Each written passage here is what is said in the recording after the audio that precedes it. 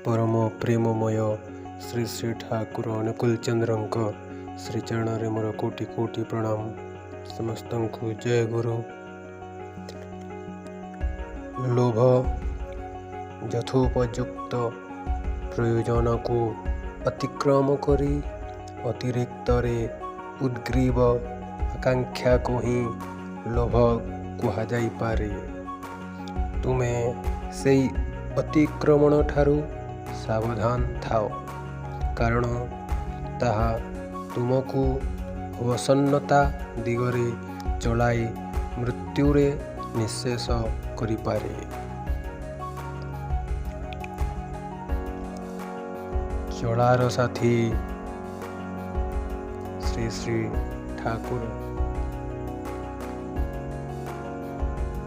जय गुरु।